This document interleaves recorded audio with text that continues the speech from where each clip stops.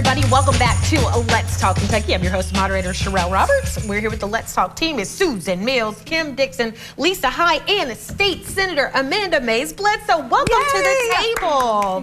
So excited. We are so glad to have you here. For folks who live in Lexington, Fayette County, you are no stranger. You have served in many facets of public service, including on our city council. And then not too long ago, you began serving in the General Assembly as a state senator. So been quite a journey for you.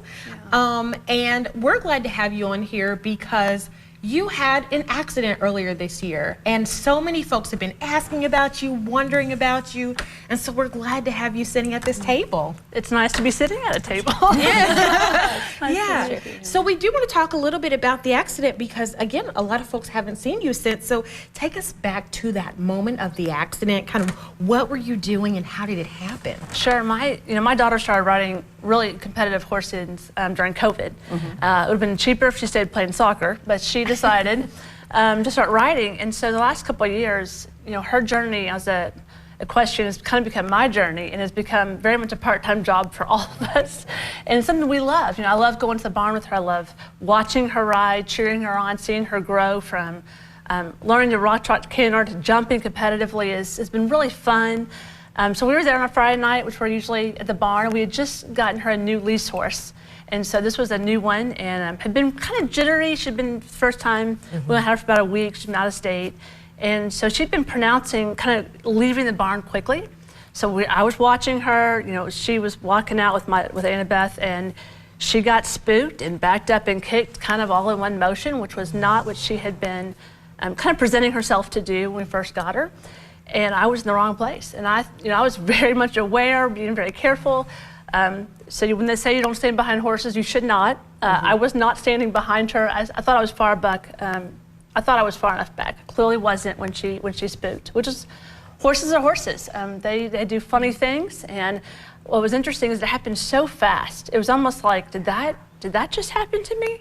And then I turned and I saw just amount of blood and bone and things changed pretty quickly. I thought, oh, this is bad. And so we took the horse out real quickly and they called 911. And what I'm so thankful for, having been on Lexington City Council, is I knew once fire got there that we had the best trained EMS in the state. They were highly qualified, and I thought if they got there, I'll be okay. And once they did, that was huge.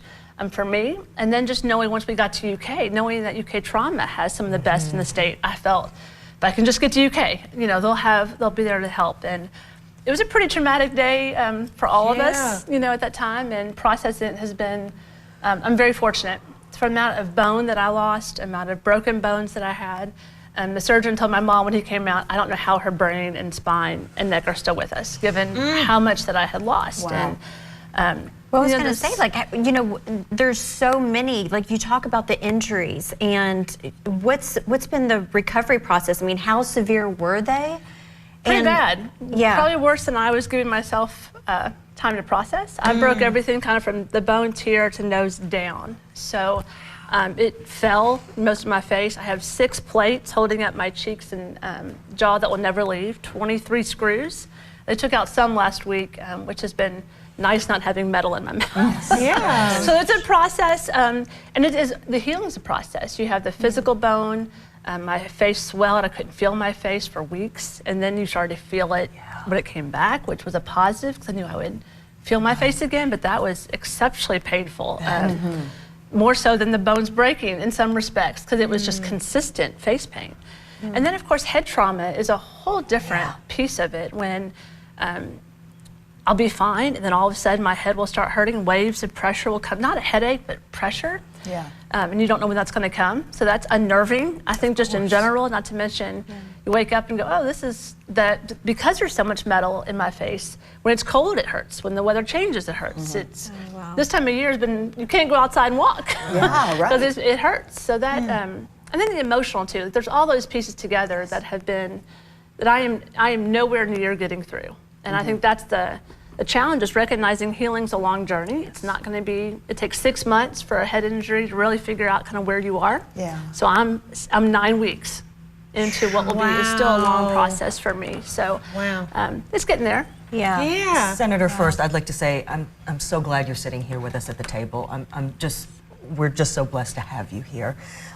As an elected official, how did this incident impact your recovery process? How did it affect your ability to carry out your duties as an elected official? Sure. Well, the timing was terrible. Of course, yes, it couldn't right before the holidays, session starts January 2nd, so I had my own legislative agenda that I had getting ready to go. I had all these meetings with constituents and the holidays and preps for legislative session that quickly were like, well, that's done. That's a lot for anyone. I mean, without an injury. No question. There was a lot of preparation, anticipation, excitement about it, and then just to go to, oh my word, not only can I not go, I don't know when I can go back. And the changing expectations of thinking, oh, I'll get this surgery done, then I can be there at this time. No, that's not going to happen. Okay, well then let's think about 2 more weeks from here and adjusting. Okay, I may not have as many bills passed this year as previous bills, and that's okay. Like it's a body for a reason. You're having to compromise. You know, yes, and reset the expectations. I think of what success looks like. Right.